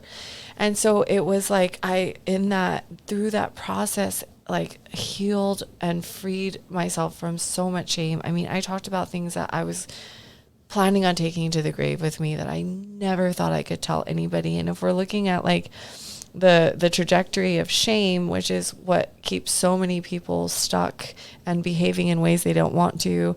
And one of the biggest ways that I think MDMA helps heal people is like, you have shame, which at the root of it, as Brene Brown would say, is that deep feeling of being unworthy of love.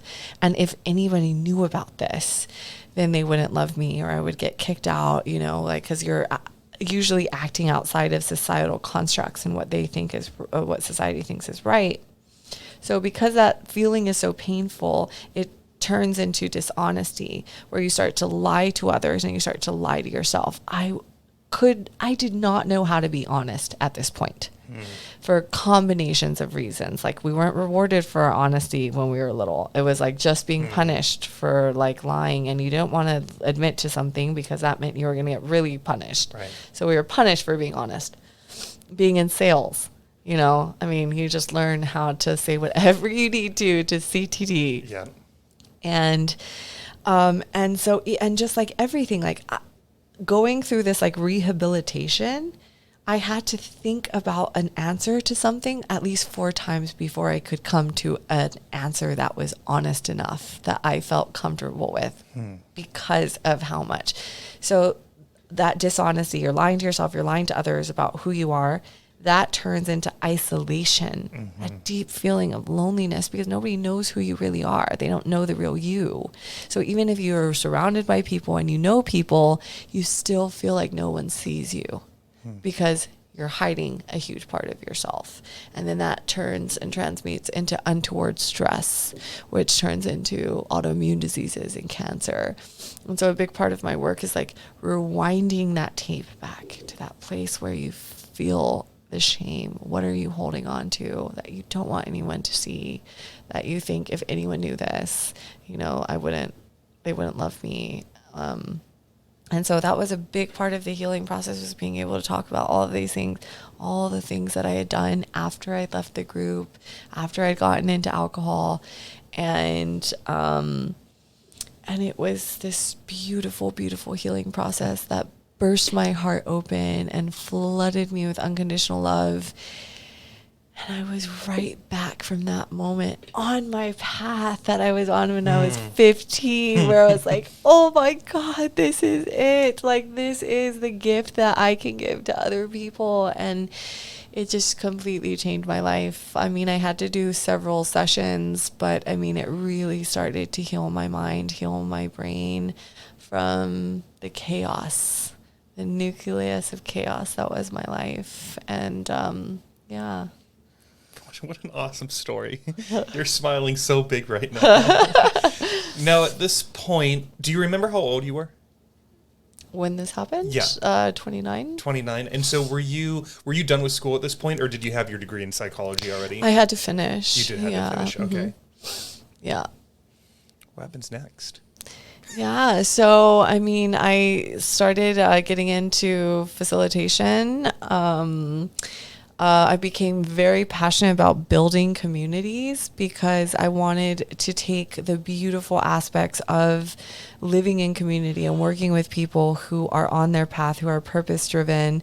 You know, I realized the systemic problem that we have with loneliness, and that's rooted, you know, a lot of times in shame and all of these things, and really wanting to help people to find community. And so I realized, you know, that we go through this process of activation. My organization is called the Activation Project. And the first step is activating your mind, which means to understand the auto programming that you're operating under of all of the imprints that you've had throughout your life, unwinding that or deprogramming so you can decide who you want to be, the way you want to think. You start to have more agency of your life. You start to be able to shift out of that victim mindset through acceptance. So I talk about this spectrum of the victim to ownership mindset, where it's like you're in victim, and the ways that you can tell that is you're resentful, you're blaming people, you're entitled, you have that sense of entitlement. Things should be better. I should be, you know, given something else or treated a different way, or I deserve better than this. You're resenting, blaming. And as you're shifting towards the other end of the spectrum, you hit the midway point, which is the turning point that begins to shift your mindset. And that turning point is acceptance. You turn around, you look back at what happened in your life, and you accept everything that's happened up until now, which can be really uncomfortable, but that's that pivotal moment. And that acceptance then shifts into surrender, letting go of everything that's happened, then gratitude. You can get to a place of understanding that all those things that happened have made you who you are and that have brought you to where you are today. And you can get to this place of feeling thankful, which is so powerful. And then you get to this place of like radical responsibility, ownership, and then empowerment. And through that process, you turn into a superhuman being that can, overcome anything and everything. And that's where I want to get people to, is realizing the privilege that they have in the adversity that they've experienced. I feel so privileged for everything that's happened in my life. I wouldn't change a second. Yeah.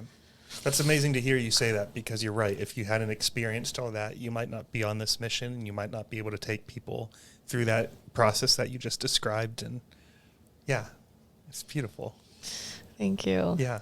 How many, if I'm allowed to ask, how many clients, or if you even call them clients, how many people have you worked with at this point? Do you have any idea if it's dozens, hundreds, thousands? Hundreds. Hundreds? Yeah. That's so cool.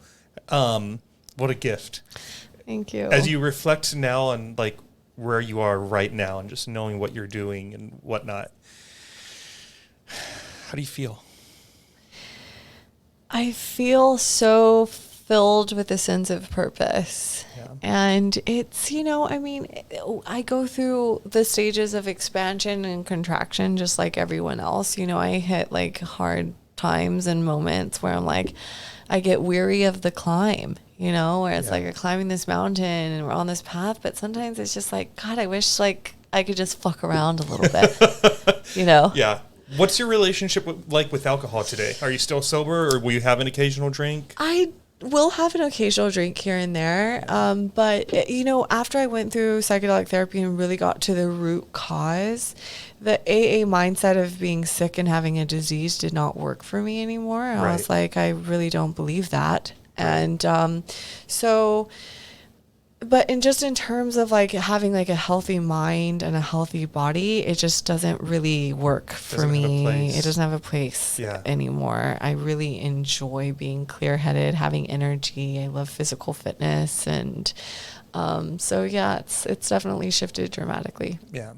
We have if you have a kid, let's say, who has like a peanut allergy, you probably have like a plan in place for, okay, so if the kid eats the peanut, call this doctor, give him or her this medicine, You have all these things to do. You were just talking about how, life isn't perfect. You're still climbing a mountain. You're still working hard. Not every day is going to be super exciting. There are going to be days when you and me and anyone might spiral a little bit emotionally. Do you have any kind of plan in place for those days where you're just not... you're not feeling it, or feeling you feel like shit, or your emotions are just spiraling for one reason or another, or feeling reactive and not being very loving and kind, yes, like in the canyon trip that just happened like 2 weeks ago. Yes. God, I like, so gratitude is the key thing that is always going to help shift things for me, is just getting into that place of like, and the way I do gratitude is by saying, thank you for this opportunity to learn something. Thank you that I'm not feeling that good. And I just keep going until I get to a place of like acceptance. I'll rest a little bit more. I go on walks. I listen to music. That makes me feel good. I hang around people that are supportive and loving, and try to be as vulnerable and as authentic as I can, because I used to think that I needed to be like totally perfect and have it together. And I'm, teaching people how to be like, a certain way. And so I can never show weakness or sadness or something like that. I was really in that trap there for a while, and then just realized we're human. Like Ram Dass says, he's like, you're human, try taking the curriculum. So like part of our human experience is to experience all of the emotions, and the low days are okay. The high days are okay. You know, it's like not judging them as good or bad, but just allowing it and being okay with it. And that's actually enabled me to, I think, hold space for people who are in those really tough emotions a lot better than I used to be able to. Yeah. Yeah, I had someone who, I won't say who, but he was telling me that he was in a little bit of a funk, and he was sitting in the middle of his bedroom and just started looking at all of his, just like his possessions that he owned, in his bed, and the fact that he had a roof over his head and clothes on his back and food in his belly. And he was like, it was so, he's like, it's so refreshing. Similar to some of the, you know, the spiritual experiences you mentioned. I think he didn't call it that, but I think he definitely had a moment of just like, you know, he's like, I'm just so blessed that I have everything I need to start to think of a solution to my problem. Whereas other people, you know, if they're, you know, like homeless, for example, they have all these other problems they have to figure out. You know, where's my next meal going to come from? If it's raining tonight, where am I going to sleep? You know, where am I going to get my medicine if I get sick? And he's like, I have such a good basis. And so what little thing can I do to just keep life moving forward? And it was just sort of cool to see him talk through that and sort of come to the solution and just sit there and listen. And gratitude, it is. I forget to do it myself, you know, even just the fact that I get to live in a place where we can have this podcast and I get to meet you and buy this cool gear, and like, fuck, I'm blessed, you know? And it's, again, back to me just being so busy. I think I just forget sometimes to really take into account, you know, how much I have, and forget to be grateful. Exactly. And I'm so thankful too for like people like Andrew Huberman, like these incredible influential neuroscientists who are actually talking about the science of gratitude and how it changes your brain and your neural pathways. There's like a 10-minute YouTube video I always send to people that he did where it talks about how it actually changes your brain.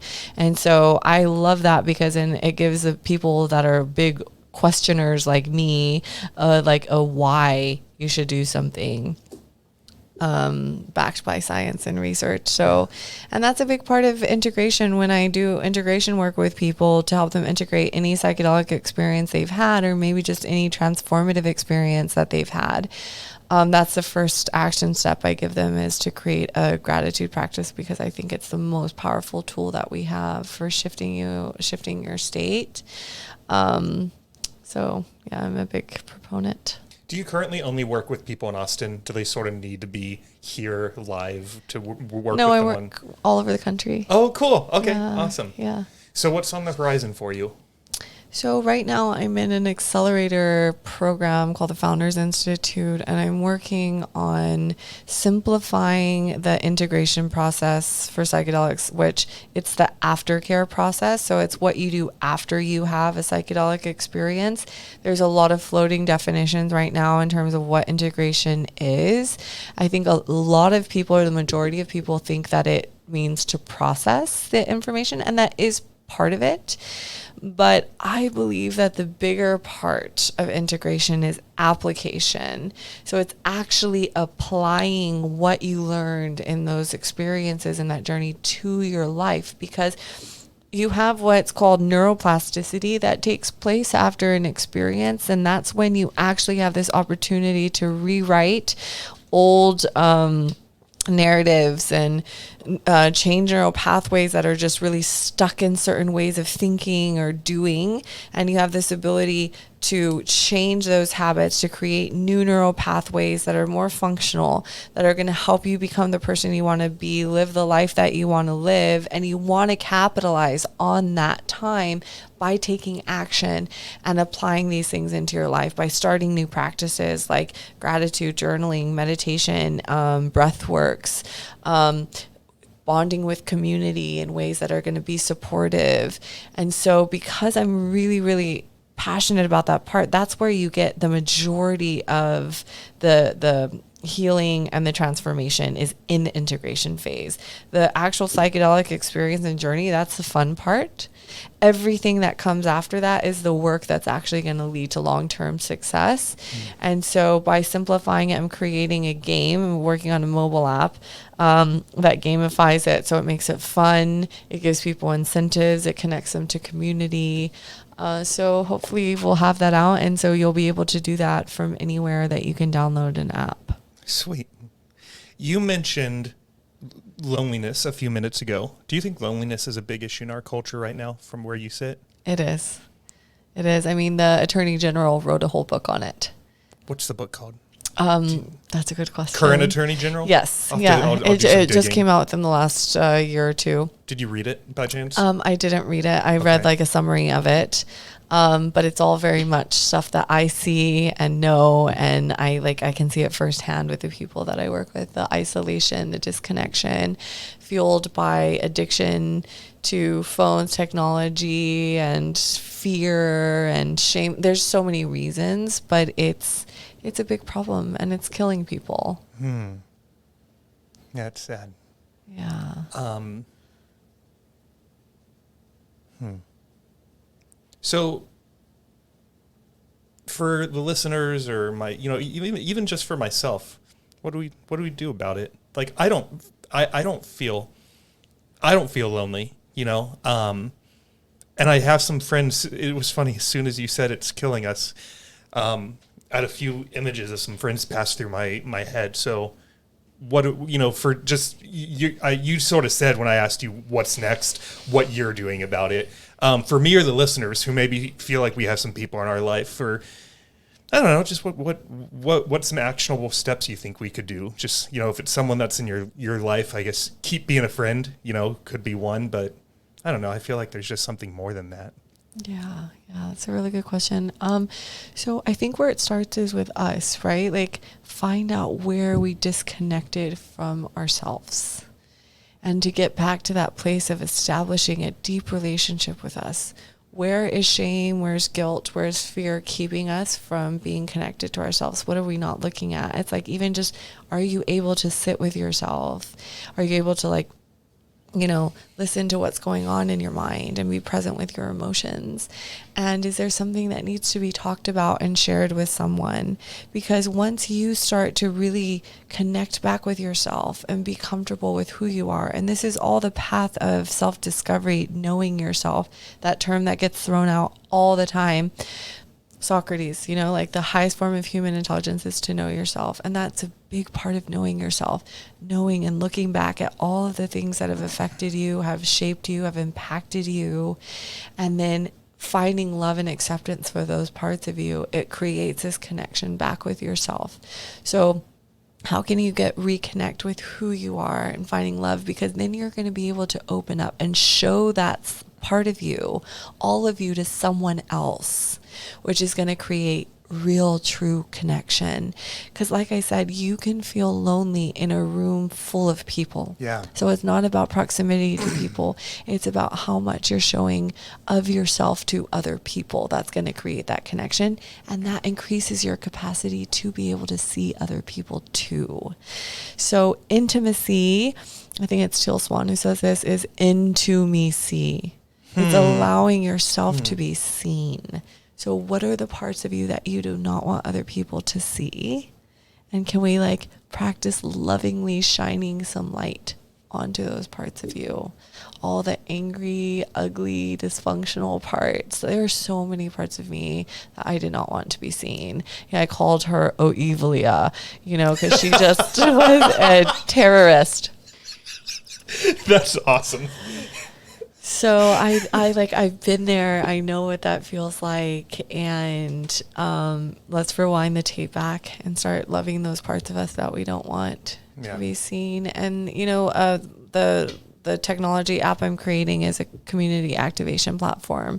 So it's helping you work through the first level, which is the activating your mind part and reconnecting with yourself, self-discovery. The second part is activating your tribe, your community, finding those people, are like priming you and getting you ready to be able to connect fully with people.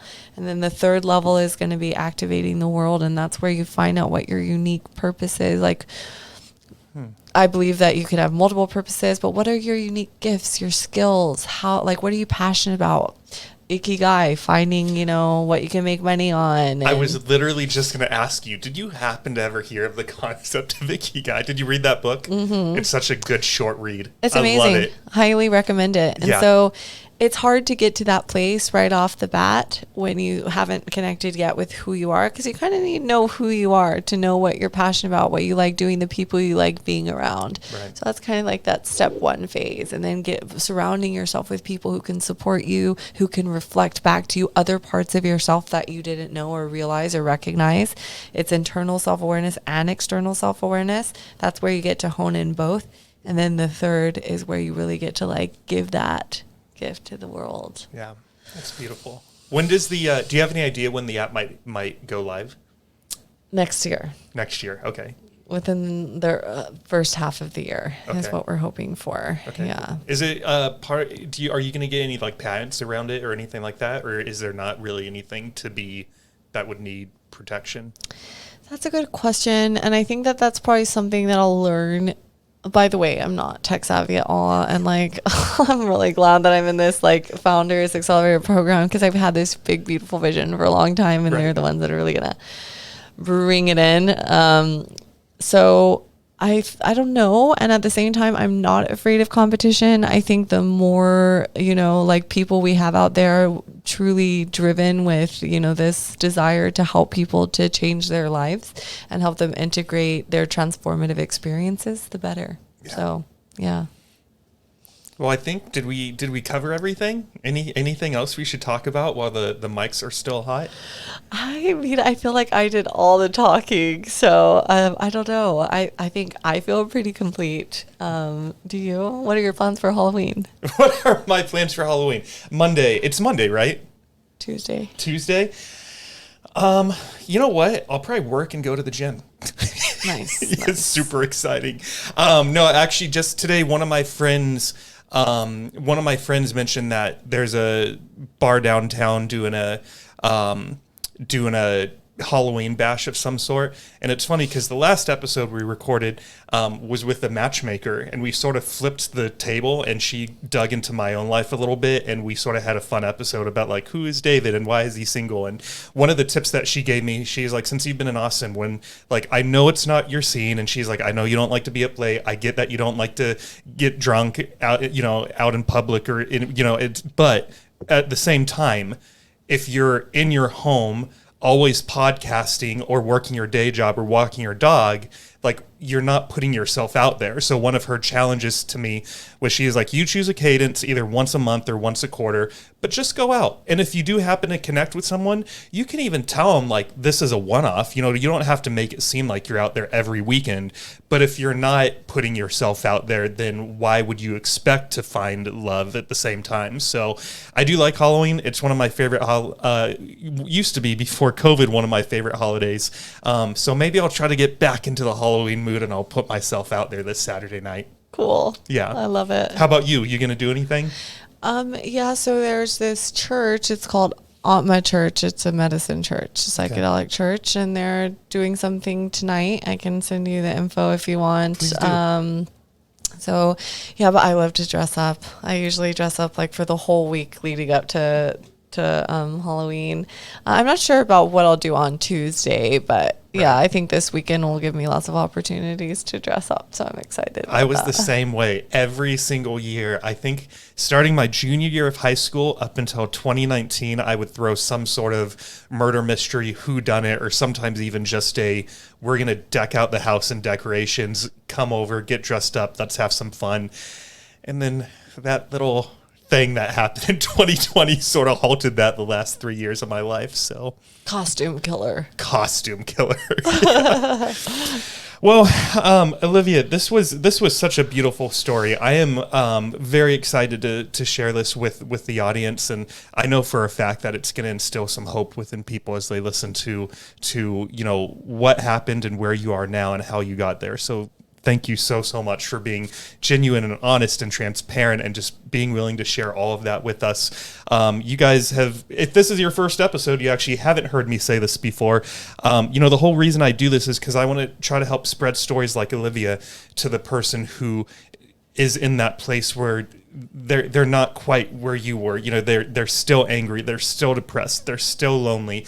And maybe they know that there needs to be a shift in their life, maybe they don't.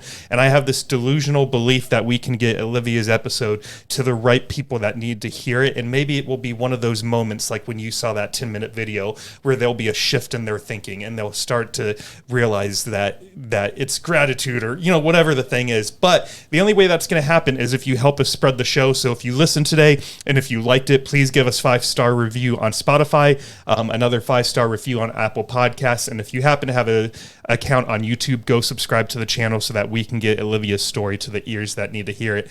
In the meantime, everyone have a healthy and happy Saturday night, and we will see you for next week's episode. Bye, everyone.